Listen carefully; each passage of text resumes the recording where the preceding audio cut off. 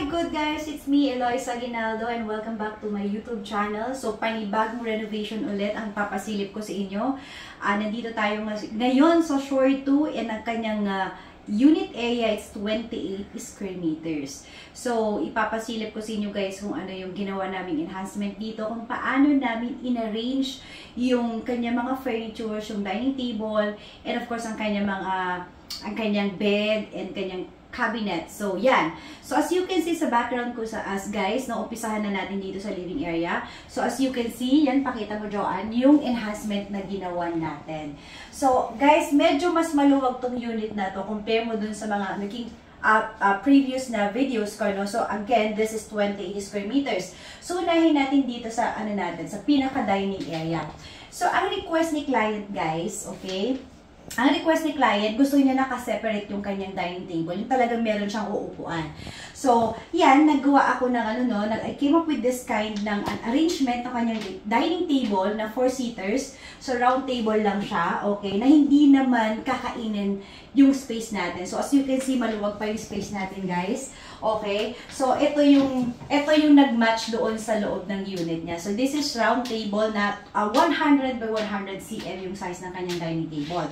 So, yan, achieve natin yung gusto ng client natin. And here, okay, So here, naglagay din tayo dito ng naka-wall mount na kanyang TV ledge or cabinet. May mga storage din to guys.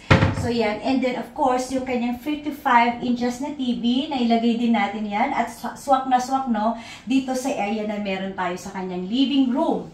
So here, okay, naglagay din ako dito ng white na fluted panel, which is nag-match lang doon sa gustong color palette na ipinalagay sa atin ng unit owner. So, pagdating naman sa cove ceiling, guys, nag-enhance naman tayo, no? Meron tayong mga pin lights, meron tayong strip lights. So, this is tricolor. So, pakita ko lang, guys, ha. Ayan, tricolor siya. So, pwede mong baguhin, pwede mong laruin lang yung kulay ng kanyang ceiling. So, dito sa area na to, guys, okay, meron tayong wall panel, no, na nilagay dito. Okay? Wall panel design, din naglagay din tayo dito ng mirror. So, para ma-enhance yung, yung ating living area, naglagay din ako dito ng kanyang full mirror from floor. Pakita mo siya. From floor to ceiling.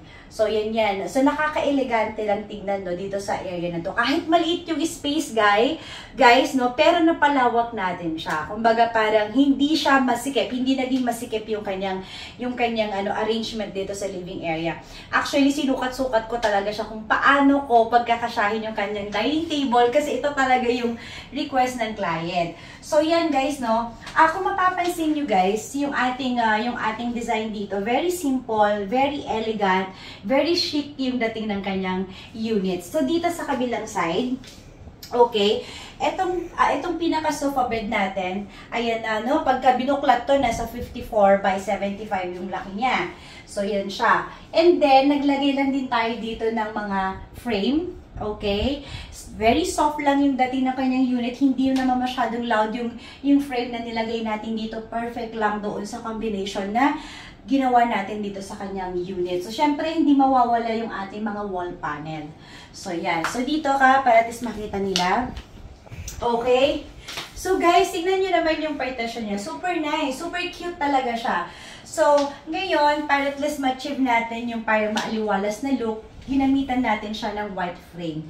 So, it's a glass. Okay? See-through siya, makikita mo yung loob. Pero, kagandahan nito, guys, nagpa-customize din ako ng kanyang curtain. So, at least may konting privacy yung ating unit owners. Okay? Bubuksan lang nila, isasara lang nila yan para at least pakita ko sa inyo, guys. Ay, by the way, itong tatlong panel na to, namumove siya. So, hanggang dun sa dulo namumove siya. Okay? So, yan. So, itong tatlong panel na to, pwedeng nandito sa gilid, pwedeng nasa gitna, pwedeng nandun sa dulo. So, ito yung sinasabi ko sa inyo, guys. Okay, yung kanyang kurtina, ayan. So, para at least may konting privacy yung ating unit owners. Okay, so, ginamitan natin ng ganito.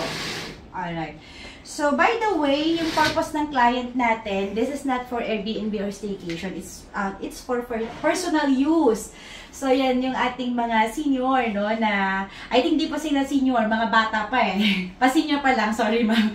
Ayan. So, yan, ang super nice lang siya, no. So, ito yung kanyang pinaka-bedroom area.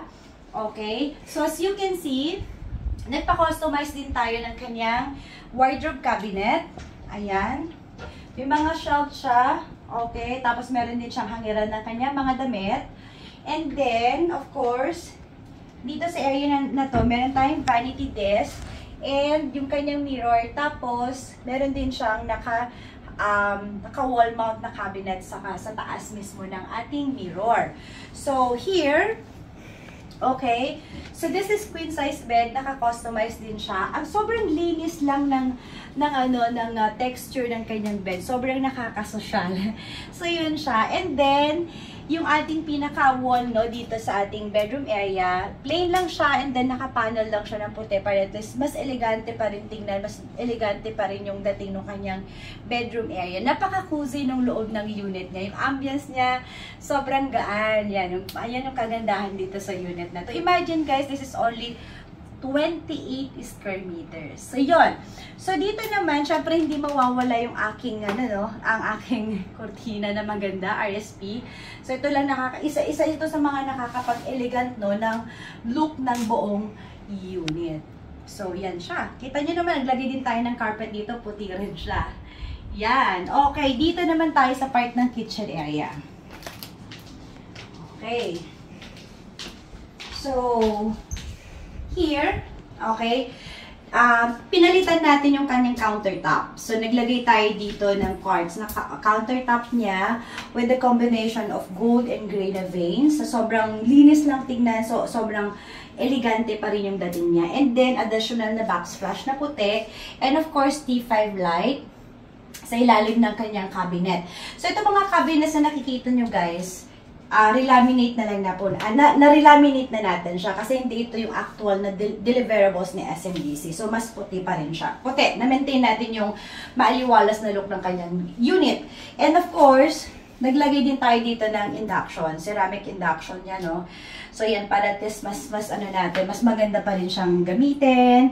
Ayan, mas maganda pa rin yung dating ng kanyang kitchen area. So, ganun din sa mga base cabinet niya. Alright, so sa CR. So, hindi mawawala to guys na isang barn door na to. Palagi nyo naman nakikita to sa videos ko. So, pasukin natin guys itong kanyang CR. So, yun. Actually guys, mas maluwag to. Itong CR na to, iba yung kanyang layout. Mas maluwag siya compare mo dun sa mga halos lahat ng videos ko, no, sa vlog ko. Iba yung setup ng CR niya. So, nagpalit tayo ng kanyang tiles. So, yan nga, ang nilagay natin dito is more on white na may gray veins doon sa kanyang tiles sa CR niya. And of course, yung accent natin is a gold accent. Ayan, pati dito sa shower enclosure niya, guys. Ayan, hindi yung transparent yung kanyang glass shower enclosure, kundi pero siyang dim, ganyan yung design niya. So, sobrang nice, super cute. And of course, meron din natin, nagpalagay na rin tayo ng water heater and then gold din yung kanyang shower set. Okay, here naman guys, ayan, nag-upgrade tayo ng lavatory niya. Meron din siya mga open shelves and then cabinet. Plus, syempre, meron din tayong medicine cabinet. So, yan, may mga shelving sa loob. So, yun lang siya. So, medyo mas spacious yung kanyang CR. Okay, let's go sa labas naman. Okay, sara natin ha. So, yan. Ang ganda-ganda lang. Ang aliwalas lang guys. So, dito kaan para mapakita ko. Ang aliwalas lang ng look ng kanyang loob ng unit. So, yun, no. I hope, guys, na nagustuhan nyo ulit itong renovation na ginawa ko. Rating ko yung unit na ito. Sobrang maaliwalas. Sobrang gaan ng pakiramdam. Ang ganda ng ambience ng kanyang unit. So, sa mga susunod na vlog, ayan, antabayanan nyo guys at i-share ko ulit. And I hope sa mga tumatawag sa akin na nakapag-inspire ako sa inyo, kaya nyo din gawin yon. Kung budget man kayo, meron tayo para sa inyo. Yan, okay? So again, thank you so much and see you again on my next videos. Bye!